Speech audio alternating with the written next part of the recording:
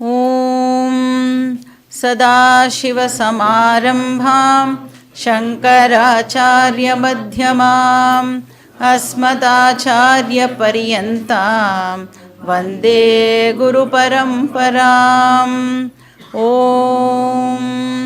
पार्थाय प्रतिबोधितां भगवता नारायणेन स्वयं व्यासेन ग्रथितां पुराणमुनिना मध्ये महाभारतम् अद्वैतामृतवर्षिणीं भगवतीम् अष्टादशाध्यायिनीम् अम्ब त्वामनुसन्ददामि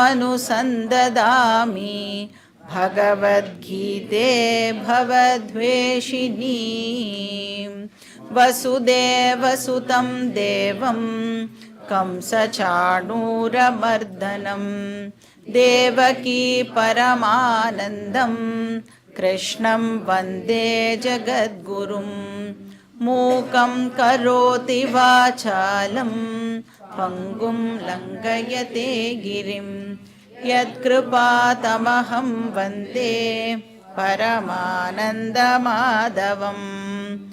ॐ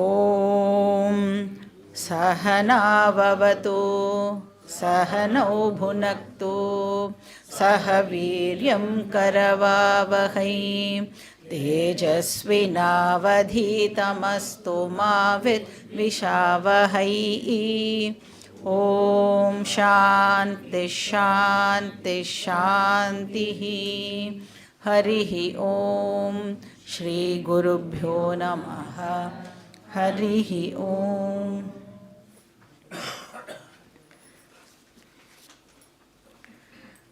இப்போ நாம் பார்த்துன்னு இருக்கிற இந்த ஸ்லோகங்களில் அர்ஜுனன் எப்படி நம்ம ஃபேமிலி அப்படிங்கிற இன்ஸ்டிடியூஷனுக்கும் தர்மமான வாழ்க்கை முறைக்கும் ஒரு கனெக்ஷன் இருக்குது அப்படிங்கிறத பற்றி சொல்லிட்டு வரான். ஸோ தர்மத்துக்கும் நம்மளுடைய ஃபேமிலிக்கும் ஒரு க்ளோஸ் கனெக்ஷன் இருக்குது அப்படின்னு சொல்கிறான். ஒன்று அஃபெக்ட் ஆச்சுன்னா இன்னொன்றும் அஃபெக்ட் ஆகும்.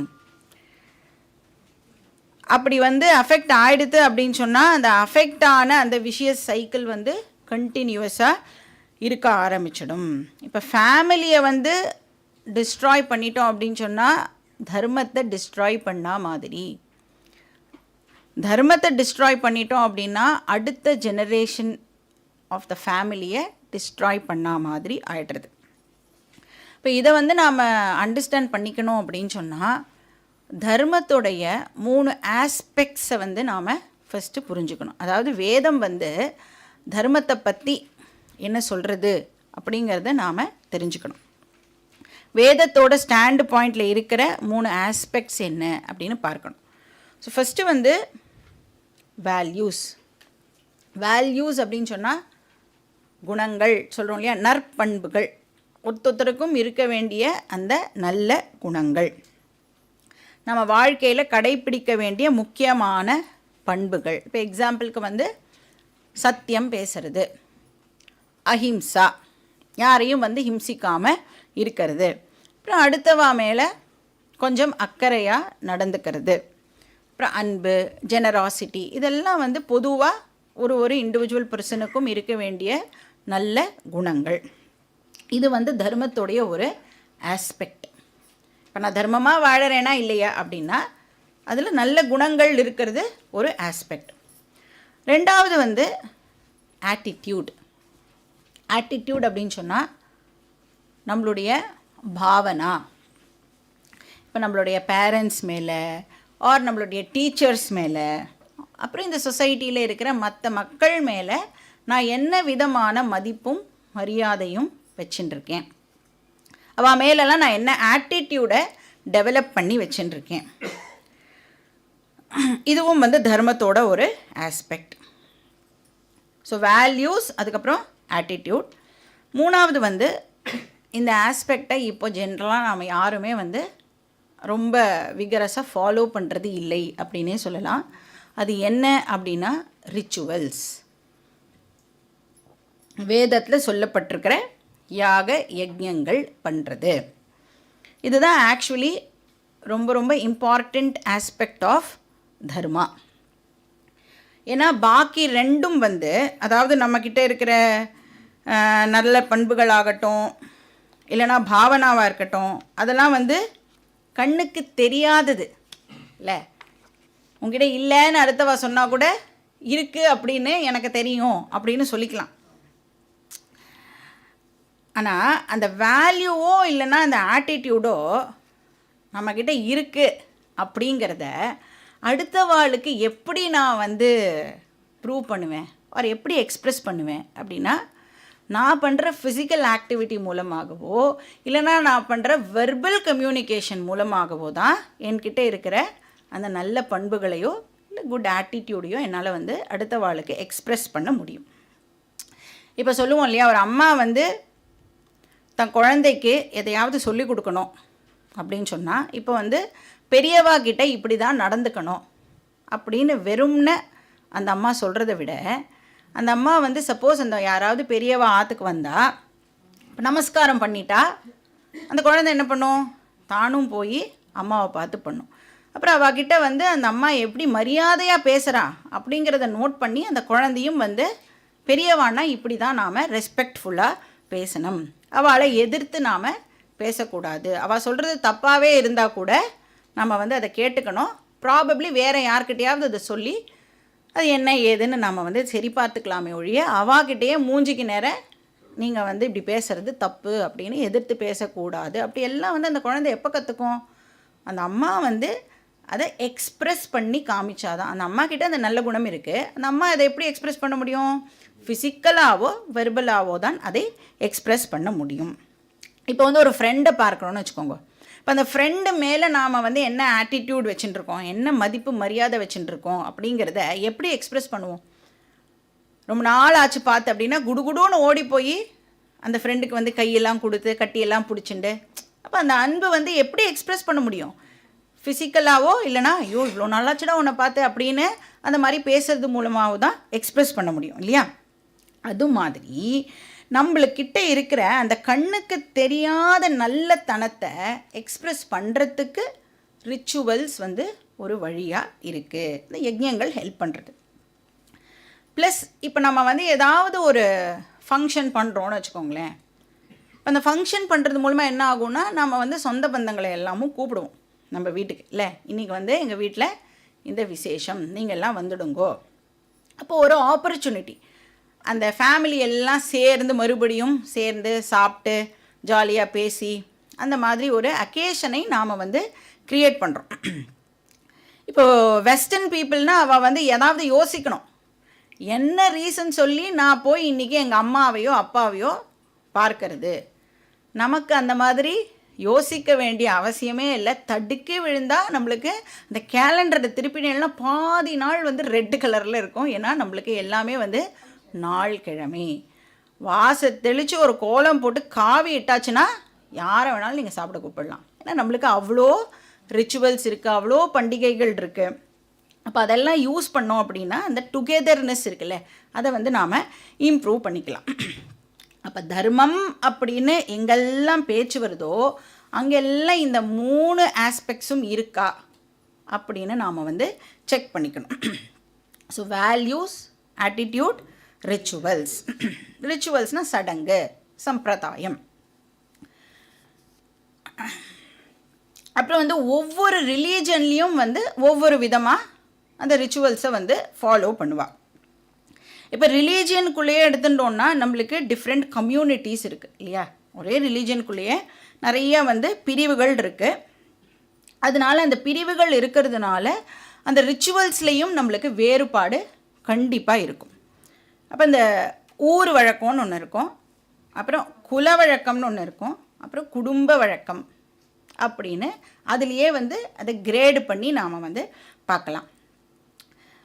அப்போ இந்த வழக்கம் அப்படின்னு சொல்லக்கூடிய சம்பிரதாயம் இருக்குல்ல, இதையெல்லாம் நாம் வந்து மிஸ் பண்ணும் பொழுது அப்போ இந்த குடும்பத்திலேருந்து அந்த வழக்கத்தை நாம் பிரிக்கும் பொழுது வருண சங்கிரகம் ஏற்படுறது அப்படின்னு இங்கே அர்ஜுனன் சொல்கிறான். இப்போ நம்மளோட தமிழ்நாட்டில் ஒரே கூச்சலும் குழப்பமும் இருக்குது அப்படின்னா ஏன் இருக்குது? தமிழ் மொழியிலேருந்து எப்படி தெய்வீகத்தை பிரிக்கிறதுக்கு இப்போ ட்ரை பண்ணுறாளோ இல்லையா? தமிழ் அப்படின்னு சொன்னாலே கடவுள் இல்லாமல் எப்படி தமிழ் மொழி இருக்க முடியும்? அந்த என்ன கடவுள் வாழ்த்துலேயே வந்து கடவுள் போர்ஷனை வந்து பிரிச்சுட்டா அப்படிங்கிறதே நம்மளுக்கு எவ்வளோ வருஷம் கழித்து தான் அந்த மாதிரி ஒரு ஸ்டான்ஸாக இருக்குது அப்படிங்கிறதே வந்து நம்மளுக்கு தெரியறது இல்லையா? அப்போ தமிழ் மொழியிலேருந்து தெய்வீகத்தை பிரிக்க ட்ரை பண்ணும் பொழுது இப்போ நாம் எப்படி வந்து ஒரு கமோஷனான ஒரு சுச்சுவேஷனில் இருக்கோமோ அது மாதிரி நம்மளுடைய ஃபேமிலியிலேருந்து ஃபேமிலி வழக்கத்தை பிரிக்க முயற்சி பண்ணினோம் அப்படின்னு சொன்னால் குடும்பத்தில் குழப்பம் மட்டுமே இருக்கும். இப்போ ஒரு கம்யூனிட்டிக்குள்ளேயே வந்து கல்யாணம் பண்ணிக்கணும். எதுக்காக சொல்கிறா ஒரு கம்யூனிட்டிக்குள்ளேயே கல்யாணம் பண்ணிக்கணும்னு? அப்போ இந்த குல வழக்கம் வந்து கிட்டத்தட்ட ஒன்றாவே இருக்கும். ப்ராபப்ளி ஃபேமிலியில் சில பல சடங்குகளில் வந்து மாறுதல் இருக்கலாமே ஒழிய குல வழக்கம் வந்து மெஜாரிட்டி பார்த்தோன்னா ரிச்சுவல்ஸ் எல்லாம் ஒரே மாதிரி வந்து ஃபாலோ பண்ணுவாள். அப்போது அந்த ரெண்டு சைடு மக்களுக்கும் வந்து ஃபாலோ பண்ணுறது ரொம்ப ரொம்ப ஈஸியாக இருக்கும். அதுக்காக தான் ஒரே கம்யூனிட்டிக்குள்ளே கல்யாணம் பண்ணிக்கணும் அப்படின்னு சொல்கிறாள். இப்போ வந்து இந்த நல்ல பண்புகள் இல்லைன்னா நல்ல ஆட்டிடியூட் இதெல்லாம் டெவலப் பண்ணிக்கணுன்னா நம்ம எந்த ரிலீஜியனை வேணாலும் இருக்கலாம். அதுக்கு இந்த பர்டிகுலர் ரிலீஜனில் இருந்தால் தான் எனக்கு வேல்யூஸ் இருக்கும் அப்படின்லாம் சொல்ல முடியாது. எந்த மதத்தை சேர்ந்தவாக்கிட்டையும் வந்து நல்ல பண்புகள் இருக்கலாம், குட் ஆட்டிடியூட் இருக்கலாம். ஆனால் ரிச்சுவல் அப்படின்னு வரும்பொழுது கட்டாயம் அந்த இடத்துல வேறுபாடு இருந்தே தீரும். இப்போது நாம் பிறந்த நாள் கொண்டாடுற வழக்கம் இருக்குல்ல, அது டிஃப்ரெண்ட்டாக இருக்கும். வேறு மதத்தில் பிறந்த நாள் கொண்டாடுற விதம் டிஃப்ரெண்ட்டாக இருக்கும். இப்போ நாம் வந்து நட்சத்திரம் பார்த்து ஜென்ரலி வந்து இப்போ அதெல்லாம் போயிடுது, பர்த் டேட் வச்சு தான் கொண்டாடுறோம். ஆனால் முன்னாடிலாம் வந்து ஸ்கூலுக்கே என்றைக்கு ஸ்டார் பர்த்டேவோ அன்றைக்கி தான் சாக்லேட்லாம் வாங்கி கொடுப்பா. ஆனால் இப்போ வந்து என்ன பர்த் டேட்டோ அதை தான் நம்ம வந்து செலிப்ரேட் பண்ணுறோம். ஆனால் எப்படி செலிப்ரேட் பண்ணுவோம்? விளக்கேற்றி செலிப்ரேட் பண்ணுவோம். ஏன்னா நம்மளுக்கு வந்து வேதம் சொல்கிறது தமசோமா ஜோதிர் கமய, இருளிலிருந்து நீ வந்து வெளிச்சத்திற்கு போகணும் அப்படின்னு சொல்கிறது. வேறு இடத்துல எப்படி பண்ணுறான்? விளக்க அணைச்சி செலிப்ரேட் பண்ணுறான். அப்போ என்ன, அவள் பிரகாசத்திலிருந்து இருளுக்கு போகணுன்னு ஆசைப்படுறாளா? நமக்கு தெரியாது. அப்போ ஒரு பிறந்த நாள் கொண்டாடுறதுலையே வந்து வித்தியாசம் இருக்குது. இப்படி நாம் வந்து நம்ம ரிச்சுவல்ஸை ஒன்று ஒன்றா விட்டு கொடுக்க என்ன ஆகும்? வருண சங்கரம் ஏற்படும், கம்யூனிட்டியில் குழப்பம் ஏற்படும், சொசைட்டியில் குழப்பம் ஏற்படும். அப்போ இந்த ஃபேமிலி அப்படிங்கிற ஒரு இன்ஸ்டிடியூஷன் இருக்கே, இது வந்து கண்டிப்பாக அவசியம். எதுக்கு? இந்த ரிச்சுவல்ஸ் எல்லாம் நான் ஃபாலோ பண்ணணும் அப்படிங்கிறதுக்கே இந்த ஃபேமிலி அப்படிங்கிற இந்த பேக்ரவுண்டு நம்மளுக்கு தேவைப்படுறது. இப்போ வந்து எஸ்பெஷலி நீங்கள் வந்து வேதத்தில் சொல்லப்பட்டிருக்கிற ரிச்சுவல்ஸ் எல்லாம் பண்ணணும் அப்படின்னு சொன்னால் கட்டாயம் கிரகஸ்தனாக இருந்தாகணும். மோஸ்ட் ஆஃப் த ரிச்சுவல்ஸ் நீங்கள் பார்த்தீங்கன்னா கிரகஸ்தாளுக்கு தான் வந்து சொல்லப்பட்டிருக்கு. ஏன்னா பிரம்மச்சாரியால் பண்ண முடியாது, சன்னியாசியால் அதை பண்ண முடியாது, வானப்பிரஸ்தாவாலையும் அதை பண்ண முடியாது. ஏன்னா ரிச்சுவல் பண்ணணும் அப்படின்னு சொன்னாலே அதுக்கு பணம் தேவைப்படுறது இல்லையா, திரவியங்கள்லாம் தேவைப்படுறது. கிரகஸ்தா தான் வந்து ஏர்னிங் மெம்பராக இருப்பா, அவளால் தான் அதை பண்ண முடியும். ஏன்னா ஒரு ஃபங்க்ஷன் பண்ணாலே 4 பேரை கூப்பிட்டா வடை பாயசத்தோட சாப்பாடு போடணும்னா கட்டாயம் வந்து அதுக்கு நமக்கு செலவாகும். அப்போ இந்த மாதிரி ரிச்சுவல்ஸ் பண்ணுறதுக்கு கட்டாயம் நம்மளுக்கு அந்த ஃபேமிலிங்கிற கட்டமைப்பு தேவைப்படுறது. இது மட்டும் இல்லாமல் அர்த்த காம அதெல்லாம் பார்த்தோம்ல. அர்த்த அப்படின்னா என்னன்னு பார்த்தோம்?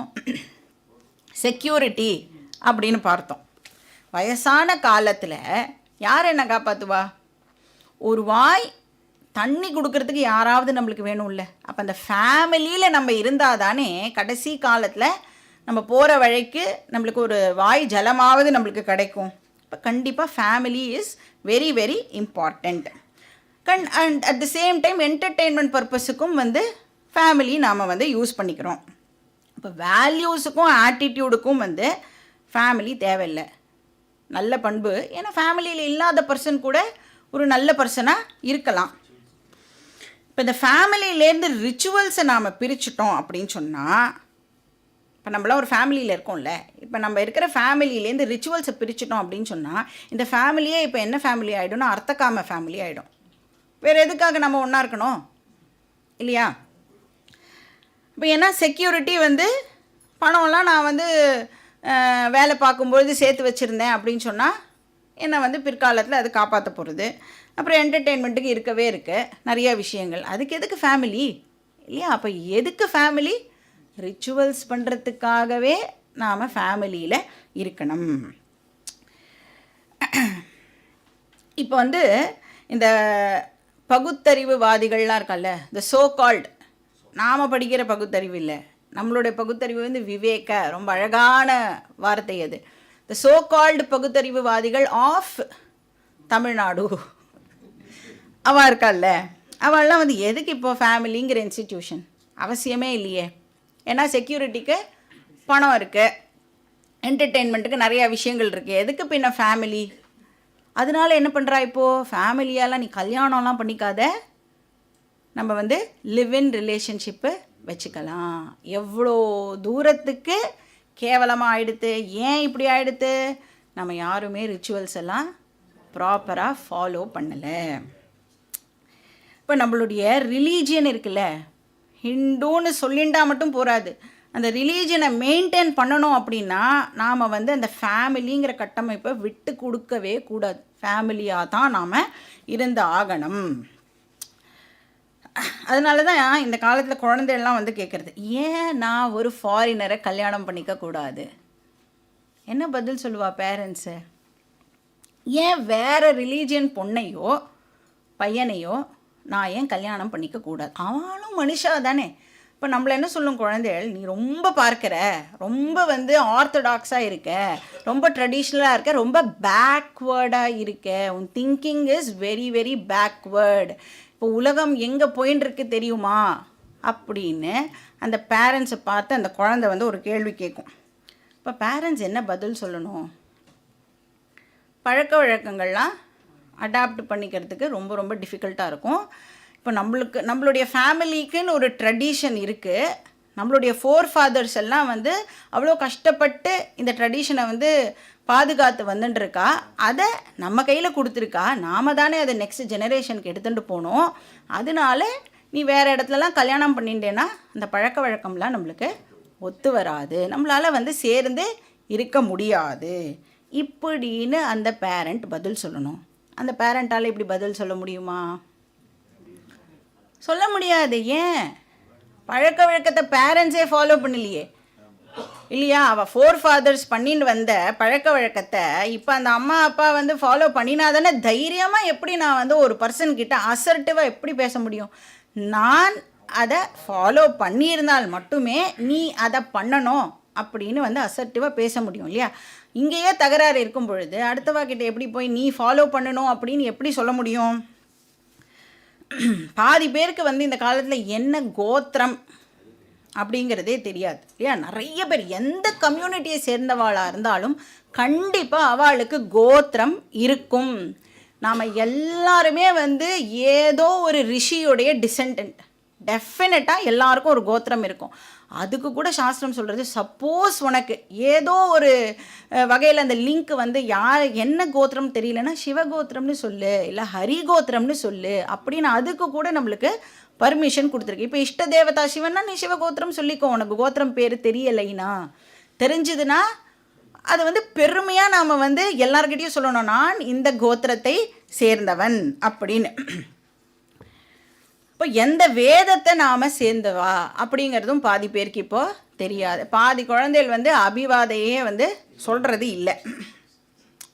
இதெல்லாம் எப்போ ரிலவெண்ட்டாக இன்னி வரைக்கும் நான் வந்து எனக்கு இந்த கோத்திரம், இந்த வேதம், இந்த வழக்கம் அப்படின்னு இன்னி வரைக்கும் என்னால் சொல்ல முடியறதுன்னா நான் அந்த பழக்க வழக்கத்தை எல்லாம் ப்ராப்பராக ஃபாலோ பண்ணிட்டு வந்திருந்தேன்னா என்னால் இப்போ கூட அதை சொல்ல முடியும். அப்போ இந்த கர்மா எல்லாம் போயிடுது அப்படின்னு சொன்னால் ஃபேமிலி இப்போ டிஸ்இன்டெக்ரேட் ஆகிடும். ஃபேமிலி டிஸ்இன்டெக்ரேட் ஆகிடுது அப்படின்னா அடுத்த தலைமுறைக்கு கர்மானாலே என்னன்னு தெரியும். ரிச்சுவல்னால் என்ன அப்படின்னு அந்த குழந்தைக்கு தெரியாமல் போயிடும். இப்போ இந்த நல்ல பண்புகள்லாம் வரத்துக்கு கூட டெஃபினட்டாக ஒரு ஸ்டேபிள் ஃபேமிலி இருந்தால் தான் நல்ல பண்புகள்லாம் வந்து இம்பைப் ஆகும் இல்லையா? சும்மா வேணால் சொல்லலாம் பேச்சுக்கு, ஃபேமிலி இல்லாமலேயே ஒரு பர்சன் வந்து நல்ல பர்சனாக இருக்க முடியும் அப்படின்னு. ஆனால் அதுக்கு கூட நம்மளுக்கு ஒரு ஸ்திரமான ஃபேமிலி தேவைப்படுறது. இப்போ ப்ரெசன்ட் ஜென்ரேஷனுக்கு வந்து இந்த ரிச்சுவல்ஸ் பார்ட்டெல்லாம் விட்டுட்டோம், நம்ம வெறும் வேல்யூஸ் ஆட்டிடியூடில் மட்டும் ஃபோக்கஸ் பண்ணோம் அப்படின்னா நெக்ஸ்ட் ஜென்ரேஷன் என்ன ஆகும்? கர்மாவை விட்டுடும். அதுக்கு அடுத்த ஜெனரேஷன் வேல்யூவும் இருக்காது, ஆட்டிடியூடும் வந்து இருக்காது. இப்போ அர்ஜுனன் நீங்கள் என்ன சொல்கிறான்? அட்டர் கன்ஃபியூஷன் தான் மிஞ்சும், வேறு ஒன்றுமே இருக்காது அப்படின்னு சொல்கிறான். வருண சங்கரஹா, அந்த குரூப்பு பண்ண வேண்டிய கர்மாவை பண்ணாததுனால எல்லா இடத்துலையும் வந்து இப்போது ப்ராப்ளம் ஆனது ஏற்படும். அதில் மேஜராக பார்த்தீங்கன்னா இந்த பிராமண தர்மாவை ப்ராப்பகேட் பண்ணுறதுக்கு யாருமே இருக்க மாட்டா. நீ என்ன பண்ணணும்னு சொல்லிக் கொடுக்கறதுக்கு ஒரு பர்சன் இருக்கணும்ல, இதெல்லாம் நீ பண்ணணும், இந்த யஜ்யங்கள்லாம் உன்னுடைய கம்யூனிட்டிக்கு சொல்லப்பட்டிருக்கு, இதெல்லாம் நீ பண்ணணும்னு சொல்லி கொடுக்கறதுக்கே ஆள் இல்லை அப்படின்னா ஃபாலோ பண்ணுறதுக்கு எப்படி ஆள் இருப்பா? அப்போ எல்லாருமே வந்து எதில் இன்ட்ரெஸ்ட் காமிப்போம்? சம்பாதிக்கணும், நன்னா சாப்பிட்ணும், லைஃப்பை என்ஜாய் பண்ணணும். வெஸ்டர்ன் பீப்புள் மாதிரி ஆகிடுவோம் நம்ம. அவள்லாம் வந்து கடன் வாங்கி க்ரெடிட்டில் தான் அவள் லைஃபே ஓடுறது. ஆனால் நம்மளுடைய அப்பா அம்மாலாம் எப்படி நம்மளை வந்து இது பண்ணா? சிறுக சிறுக சேமிச்சு, கடன் வாங்கிறதே வந்து தப்பு அப்படின்னு சொல்லி வளர்ந்த ஜெனரேஷன் இது, ஆர் இருக்கிற ஒரு கம்யூனிட்டி இது. அந்த மாதிரி ஒரு நேஷனில் இருக்கோம். ஆனால் எல்லாமே நம்ம வந்து வெஸ்டர்னர்ஸை பார்த்து இப்படி மாறி போய் நம்மளுடைய அந்த வழக்கம் பழக்கம் அதெல்லாத்தையும் வந்து தொலைச்சிட்டு இன்றைக்கி நிற்கிறோம். சரி, அதனால் என்ன ஆகும் அதை வந்து அடுத்த ஸ்லோகத்தில் அர்ஜுனன் சொல்கிறான். ஸ்லோகா நம்பர் 42. சங்கரோ நரகாயைவ குலக்ஞானாம் குலஸ்ய ச பதந்தி பிதரோ ஹ்யேஷாம்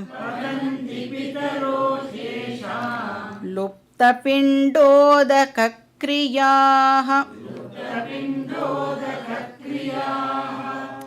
அர்ஜுனன் சொல்கிறான், ஒன்ஸ் வருண சங்கரம் ஏற்பட்டுடுது அப்படின்னு சொன்னால் அந்த 4 குரூப் ஆஃப் வர்ணங்கள் இருக்குல்ல, பிராமணா, சத்ரியா, வைஷ்யா, சூத்ரா, இந்த 4 வர்ணத்துலேயும் கன்ஃபியூஷன் இப்போது ஏற்பட்டுடும்.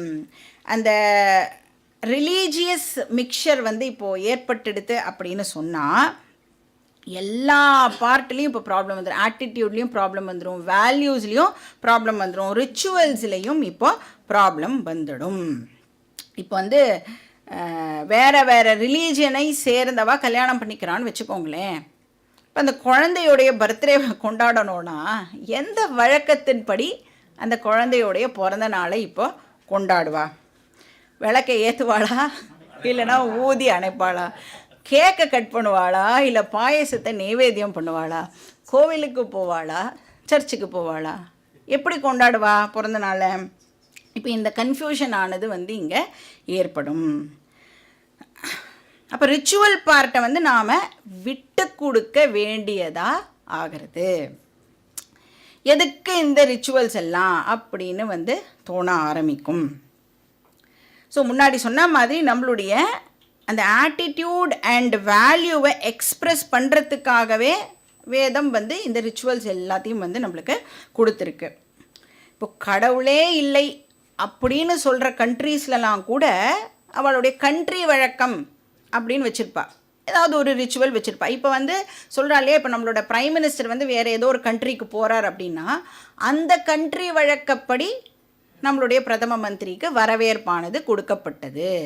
ஆர் அந்த கண்ட்ரி வழக்கத்தை மீறி, ஏன்னா இவர் அவ்வளோ பெரிய ஆள், சன்செட்டுக்கு அப்புறம் அவங்க யாருமே வந்து வரவேற்கவே மாட்டா, ஆனால் இவர் எவ்வளோ பெரிய ஒரு பர்சன், அவரை வந்து வழக்கத்தை மீறி வரவேற்றா அப்படிலாம் பார்க்குறோம்ல. அப்போ அந்த கண்ட்ரிக்கு கூட ஒரு ரிச்சுவல் அப்படின்னு ஒன்று இருக்குது. இப்போ ஒலிம்பிக்ஸ் எடுத்துட்டோன்னா ஒலிம்பிக்ஸ்க்கும் வந்து ஒரு ரிச்சுவல் இருக்கு இல்லையா? அந்த ஃப்ளாகை வந்து ஹாய்ஸ் பண்ணுவா, அப்புறம் அதை வந்து இறக்கும் பொழுது அதை இறக்கி என்ன பண்ணுவா, அடுத்த வாட்டி எந்த கண்ட்ரி வந்து ஒலிம்பிக்ஸை வந்து கண்டக்ட் பண்ண போகிறதும் அந்த கண்ட்ரி பர்சன் கிட்ட அந்த ஃப்ளாக் அழகாக மடித்து அந்த ஒலிம்பிக் ஃப்ளாக் அழகாக மடித்து கொடுப்பேன். அப்போ அதுவும் ஒரு ரிச்சுவல் தானே இல்லையா? எவ்ரி 4 இயர்ஸுக்கு ஒலிம்பிக்ஸா, 5 இயர்ஸ்க்கு ஒலிம்பிக்ஸா?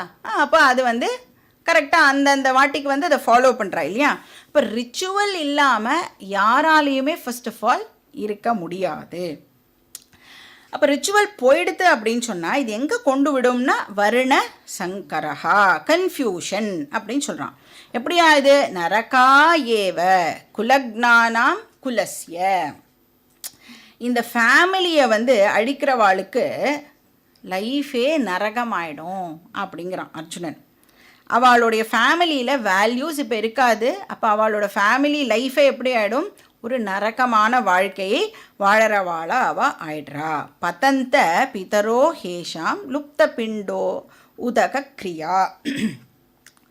பின்னாடி வரப்போகிற சாப்டர்ஸில் வந்து நம்ம பார்க்க போகிறோம் பஞ்சமகா யஜ்ஞம் அப்படின்னு வந்து நம்ம படிப்போம். அதாவது ஒவ்வொரு பர்சனும் ஃபாலோ பண்ண வேண்டியது. இது ஏற்கனவே நம்ம இன்ட்ரடக்ஷன் கிளாஸில் பார்த்துருக்கோம்னு நினைக்கிறேன். பஞ்சமகா யஜ்ஞம். இப்போ வந்து இந்த பஞ்சமகா யஜ்ஞத்தை வந்து எல்லாருமே கட்டாயம் கடைப்பிடிச்சு ஆகணும். ஒரு இண்டிவிஜுவலும் பண்ணணும். ஆனால் ஒருத்தரால் வந்து நல்லா விமர்சையாக பண்ண முடியும், ஒருத்தரால் மாடரேட்டாக பண்ண முடியும், ஒருத்தரால் அவளுக்கு என்ன கம்மியாக தான் இருக்குது, அவகிட்ட வந்து திரவியம்னா கம்மியாக தான் பண்ண முடியும். ஆனால் உங்ககிட்ட என்ன இருக்கோ அதுக்கு ஏற்ற மாதிரி நீ கம்பல்சரியாக அதை பண்ணியே ஆகணும். அதில் ஒன்று வந்து பித்ரு யஜ்ஞம். நம்மளுடைய ஃபோர் ஃபாதர்ஸுக்கு நாம் காட்டுற கிராட்டிடியூட். இப்போ நம்மளுடைய அதை என்ன பண்ணுறோம்? நம்மளுடைய ஃபோர் ஃபாதர்ஸை வந்து வர்ஷிப் பண்ணுறது மூலமாக நாம் வந்து அவளுக்கு நம்மளுடைய கிராட்டிடியூடை தெரிவிக்கிறோம். ஏன்னா நம்மளுடைய ஃபோர் ஃபாதர்ஸ் இல்லைன்னா இன்றைக்கி நம்மளுக்கு இந்த ஃபிசிக்கல் சரீரம் கிடச்சிருக்காது இல்லையா? இப்போ இந்த ஃபிசிக்கல் பாடியை யூஸ் பண்ணி எவ்வளோ வேலைகள் நான் சாதிக்கிறேன். அப்போ அவள் இல்லைன்னா இன்றைக்கி இது என்னால் பண்ண முடியாது. அதனால தான் வந்து நம்மளோட ஃபேமிலியில் வந்து ஏதாவது ஒரு பெரிய ஃபங்க்ஷன் அதெல்லாம் வந்ததுன்னா ஃபஸ்ட்டு யாரை இன்வோக் பண்ணுவான்னா பித்ருக்களை தான் இன்வோக் பண்ணுவாள். நாந்தி அப்படின்னு வைப்பா. அந்தந்த கம்யூனிட்டியில் அதுக்கேற்ற மாதிரி ஏதாவது ஒரு பேர் இருக்கும். கண்டிப்பாக வந்து ஒரு படையல் போடுறோம் அப்படின்னு சொல்லுவாள். அந்த மாதிரி ஏதாவது ஃபோர் ஃபாதர்ஸுக்கு அந்த கிராட்டிடியூடை தெரிவிக்காமல் எந்த ஒரு மேஜர் ஃபங்க்ஷனையும் வந்து நாம் ஜென்ரலாக பண்ண மாட்டோம். அப்போ தர்மத்தோட ஒரு ஆஸ்பெக்டான அந்த ரிச்சுவல் வந்து இப்போ விட்டுட்டோம். என்னத்துக்கு ஃபோர் ஃபாதர்ஸுக்கு அதெல்லாம் அவள் எங்கே இப்போ இருக்காளா அப்படின்னு நினச்சி அந்த வேலையை வந்து நம்ம பண்ணாமல் விட்டுட்டோம் அப்படின்னு சொன்னால் அந்த பர்சன்கிட்ட நல்ல பண்புகள் இருக்கலாம், நல்ல ஆட்டிடியூட் இருக்கலாம். ஆனால் என்ன சொல்லுவா, இப்போது நிறைய பேர் நம்மளுடைய இதுலேயே பார்த்தோன்னா எனக்கு வந்து இந்த தர்ப்பணம் ஸ்ராத்தம் இதெல்லாம் பண்ணுறதுல நம்பிக்கை கிடையாது. உன்னை யார் நம்ப சொன்னா? அது நம்பிக்கையான விஷயம் கிடையாது. சாஸ்திரம் சொல்கிறது பண்ணு அவ்வளோதான். இப்போ ஒன்று வந்து எனக்கு ஸ்கூலுக்கு போகிறதுலலாம் நம்பிக்கை கிடையாது அப்படின்னு சொல்லிவிட்டு யாராவது ஸ்கூலுக்கு போகாமல் இருக்கோமா? வேலைக்கு போகிறதுக்கெல்லாம் நம்பிக்கை கிடையாதுன்னு சொல்லிவிட்டு வேலைக்கு போகாமல் இருக்கோமா? சாப்பிட்றதுனால தான் நான் வந்து ஸ்வஸ்தாவாக இருக்கேன், அதிலலாம் எனக்கு நம்பிக்கை இல்லைன்னு சாப்பிடாமல் இருக்கோமா? பண்ணுன்னு சொல்கிறாள்ல, தேர்ஃபோர் அதை பண்ணி ஆகணும். அப்போ என்ன சொல்கிறா? அதில் நம்பிக்கை இல்லை, அதனால் நான் வந்து வேறு எங்கேயோ ஒரு இடத்துல போய் அன்னதானமோ ஏதோ ஒரு ஹோமுக்கு போய் நான் வந்து சாப்பாடோ கொடுக்குறேன் அப்படின்னு சொல்லுவாள். இப்போ இங்கே என்ன சொல்கிறா? லுப்த பிண்ட உதக கிரியா. பிண்டக்ரியா உதகக்ரியா. பிண்டக்ரியானா ஸ்ராத்தம், உதகக்ரியானா தர்ப்பணம். லுப்தன கிடைக்காமல் போயிடும். யாருக்கு? ஃபோர் ஃபாதர்ஸ்க்கு. பித்ருக்களுக்கு இப்போ அது கிடைக்காமல் போயிடும். அதுக்கு பதிலாக தான் நான் அன்னதானம்லாம் பண்ணுறேனே அப்படின்னா அதுக்கு சாஸ்திரம் சொல்கிறது தாராளமாக பண்ணு, ஆனால் அதெல்லாம் எக்ஸ்ட்ராவாக பண்ணு அப்படின்னு சொல்கிறது. நீ ஹோமுக்கு வேணால் கொடு, இல்லைனா யாருக்கு வேணாலும் நீ சாப்பாடு போடு, அதெல்லாம் பிரச்சனை கிடையாது. அது எந்த யஜ்ஞத்துக்கு கீழே வரும் தெரியுமா? மனுஷ யஜ்ஞத்துக்கு கீழே வரும். மனுஷ யஜ்ஞத்தினால பித்ரு யஜ்ஞத்தை ரீப்ளேஸ் பண்ண முடியாது. ஏன்னா பஞ்சமகா யஜ்ஞத்தில் ஒன்று பித்ரு யஜ்ஞம். பஞ்சமகா யஜ்ஞத்தில் இருக்கிற ஒவ்வொரு யஜ்ஞத்தையும் ஒருத்தரும் கம்பல்சரியாக ஃபாலோ பண்ணணும் அப்படின்னு சொன்னால் இந்த பித்ரு யஜ்ஞத்தை நம்மளால் மனுஷ யஜ்ஞம் மூலமாக ரீப்ளேஸ் பண்ண முடியாது. அப்போ அதெல்லாம் பண்ணோம், அன்னதானம் பண்ணுறேன், அது பண்ணுறேன், வேறு எதாவது பண்ணுறேன்னா அதெல்லாம் எக்ஸ்ட்ராவாக பண்ணிக்கோ. ஆனால் இதுக்கு என்ன பண்ணணுமோ அதை மினிமமாவது நீ பண்ணு. உன் குடும்பத்தில் ஒரு வழக்கம் வச்சுருப்பா இல்லையா, அதை ஃபாலோ பண்ணி. ஒரு குடும்பத்தில் வெறும் காக்காவுக்கு மட்டும்தான் சாதம் வைப்பானா, காக்காய்க்கு சாதம் வச்சு நீ வந்து அந்த ரிச்சுவலை கம்ப்ளீட் பண்ணு அப்படின்னு சாஸ்திரம் சொல்கிறது. ஸோ என்ன ஆகுறதா, பித்ருக்கள் எல்லாம் வந்து இப்போ கஷ்டப்படுவா அப்படின்னு அர்ஜுனன் சொல்கிறான். அவளுக்கு கிடைக்க வேண்டிய அந்த தர்ப்பணம் ஸ்ராத்தம்லாம் கிடைக்காம போச்சுன்னா பித்ருக்கள் இப்போ கஷ்டப்படுவா. ஹேஷாம் பிதரோ பதந்தி. பதந்தினா வீழ்தல் அப்படின்னு அர்த்தம். அவளும் வந்து சஃபர் பண்ணுவா. இதெல்லாமே வந்து அர்ஜுனன் வந்து ஒரு வருணாசிரம பேஸ்டு சொசைட்டியுடைய ஸ்டாண்டு பாயிண்ட்லேருந்து இப்போ வந்து பேசுகிறான்.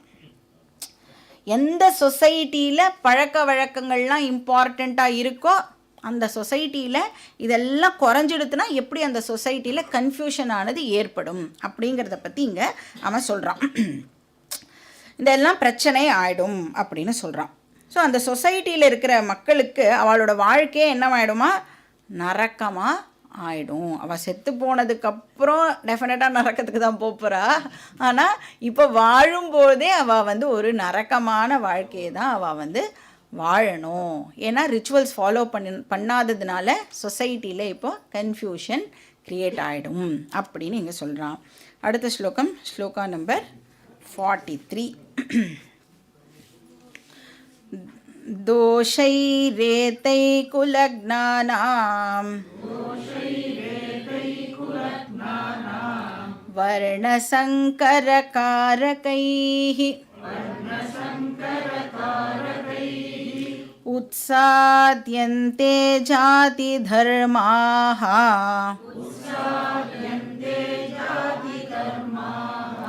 कुलधर्माश्च शाश्वताः. குலக்னானாம் ஏதைஹி தோஷைஹி. இந்த டிஃபெக்ட்ஸ்னால, அதாவது இந்த ரிச்சுவல் போர்ஷன் ஆஃப் தர்மால டீக்ரடேஷன் ஏற்படுறதுனால, அந்த காரணத்தினால அவன் என்ன சொன்னால், இப்போ போர் சுச்சுவேஷனில் தானே அவள் இருக்கா. இப்போ இந்த போரில் வந்து இப்போ நம்ம பல்லாயிரக்கணக்கான ஃபேமிலிஸை நாம் இப்போ அழிக்க போகிறதுனால, சண்டை போட்டால் நிறைய பேர் சாக போகிறா.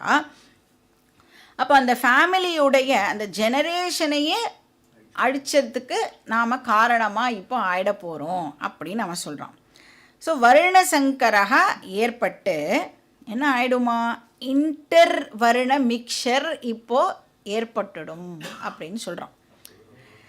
அந்த கம்யூனிட்டிக்குள்ளேயே வந்து ஆர் இன்டர் கம்யூனிட்டி ஆர் வேறு வேறு ஃபேமிலிஸுக்குள்ளே இப்போ வந்து அந்த கல்யாணமானது வந்து ஏற்பட்டு அங்கேயே வந்து இப்போது கன்ஃபியூஷன் வந்து ஏற்பட்டுடும்.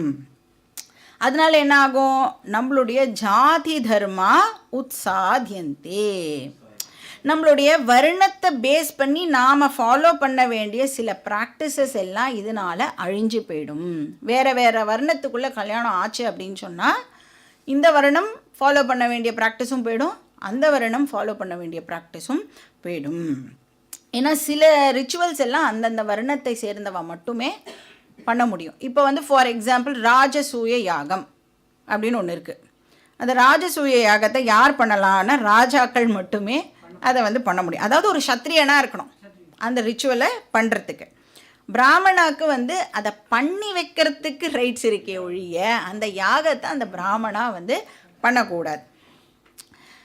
அப்போ வருண சங்கரகா ஏற்பட்டெடுத்து அப்படின்னு சொன்னால் அவள் 2 பேருக்கும் பிறக்கிற குழந்தை எந்த வருணத்தை சேர்ந்து வளரும், அதுதான் வந்து பெரிய கொஸ்டினாக இருக்கும். இப்போது நம்ம சொல்லிடுறோம் ஈஸியாக வந்து அந்த இன்டர் ரிலீஜியன்லலாம் வந்து கல்யாணம் பண்ணிண்டா அப்படின்னு சொன்னால், இப்போ பையன் வந்து ஒரு ரிலீஜியன், பொண்ணு வந்து வேறு ஒரு ரிலீஜியன் அப்படின்னா கல்யாணமும் ஆகிடும். லவ் பண்ணி கல்யாணம் பண்ணிக்கிறான்னு வச்சுக்கோங்களேன். லவ் பண்ணும் பொழுது அவள் 2 பேருக்கும் இந்த விஷயம்லாம் ஞாபகத்துக்கே வராது. பாவம், நீ இந்த ரிலீஜன் நான் அந்த ரிலீஜன். அந்த கல்யாணம் அப்படின்னு கிட்டக்க வரும்போது தான் திடீர்னு அவளுக்கு நீ வேறு மதம் நான் வேறு மதம், நம்ம வீட்டில் சம்மதிக்கலைன்னா கூட பரவாயில்ல, நம்ம போய் கல்யாணம் பண்ணிடலாம் அப்படின்னு சொல்லி கல்யாணமும் பண்ணிட்டுருவான். அப்புறம் என்னாகும், கொஞ்ச நாள் கழிச்சு ஒரு குழந்தை பிறக்கும். அந்த குழந்தை பிறந்த உடனே தான் ஆக்சுவலாக வந்து ப்ராப்ளம்ஸ் எல்லாம் கொஞ்சம் கொஞ்சமாக வந்து ஆரம்பிக்கும். இப்போ அந்த குழந்தைக்கு வந்து பேர் வைக்கிறதுலேருந்து பிரச்சனை ஆரம்பிக்குமா ஆரம்பிக்காதா? யார் சைடு பேரை இப்போ வைக்கிறது, அதான் பார்த்தீங்கன்னா நம்மளுடைய இந்தியன் நேம்ஸ்லாம் இப்போ ரொம்ப விசித்திரமான நேம்ஸ்லாம் வந்து நாம் பார்க்கலாம். இப்போ அங்கேருந்து ப்ராப்ளம் ஆரம்பிக்கும். அப்புறம் கொஞ்ச நாள் கழித்து அவள் 2 பேரும் பேசிப்பா, எதுக்கு நாம் சண்டை போடுறோம், உனக்கு என்னை பிடிச்சி தான் கல்யாணம் பண்ணேன், எனக்கும் உன்னை பிடிச்சி தான் நம்ம வந்து கல்யாணம் பண்ணினோம், நம்ம 2 பேருக்குள்ளே ஆக்சுவலாக எந்த பிரச்சனையுமே இல்லையா, நம்ம 2 பேருக்குள்ளே ப்ராப்ளம் இல்லை. இப்போ இந்த குழந்தைன்னு வரும்போது தான் நம்மளுக்கு வந்து ப்ராப்ளம் ஏற்படுறது. அதுவும் எதனால் இப்போ ப்ராப்ளம் ஏற்படுறது, எந்த ரிலீஜனை பேஸ் பண்ணி இப்போ இந்த குழந்தைய வளர்க்கணுன்ற ஒரு கேள்வி வர்றதுனால தானே நம்மளுக்குள்ளே அடிக்கடி சண்டை வருது. நம்ம ஒன்று பண்ணலாம், இந்த குழந்தைய எந்த ரிலீஜன் பேஸ் பண்ணியும் வளர்க்க வேண்டாம். உன் ரிலீஜனும் வேண்டாம், ஏன் ரிலீஜனும் வேண்டாம். ரிலீஜன்னு வரதுனால தானே நம்மளுக்குள்ளே சண்டை வருது. அதர்வைஸ் நம்ம 2 பேருக்குள்ளே ப்ராப்ளமே இல்லையே. எனக்கும் உன்னை பிடிக்கிறது, உனக்கும் என்னை பிடிக்கிறது, ப்ராப்ளமே இல்லாமல் நன்னா தான் ஓடுறது. ரிலீஜனில் தானே ப்ராப்ளம் வருது. ரிலீஜனை நாம் ட்ராப் பண்ணிவிடுவோம். நீயும் உன்னுடைய ரிலீஜனுடைய ப்ராக்டிஸை ஃபாலோ பண்ண வேண்டாம், நானும் என்னோடய ரிலீஜனோட ப்ராக்டிஸை ஃபாலோ பண்ண வேண்டாம். எப்படி ஆரம்பிக்கிறது, ரிச்சுவல் போர்ஷன் எங்கே வந்து க்ஷீணிக்க ஆரம்பிக்கிறது அப்படின்னு பாருங்க.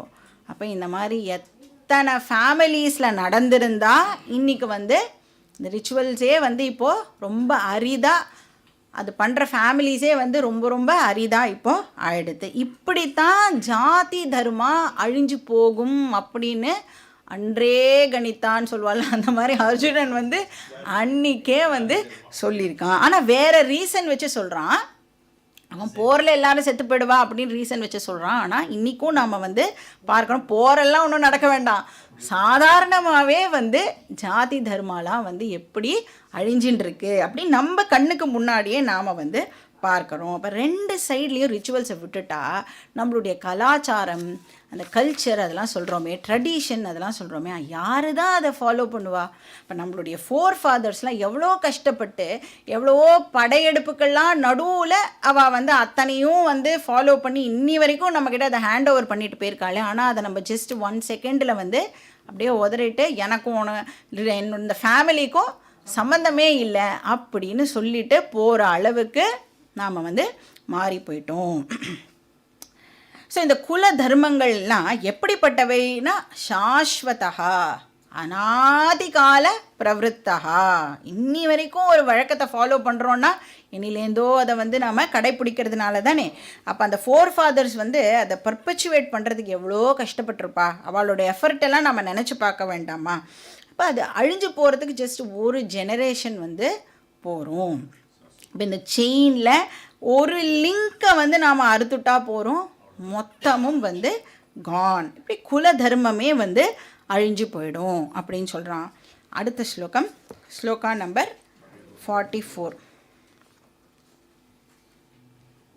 உத்சன்ன குலதர்மாணாம்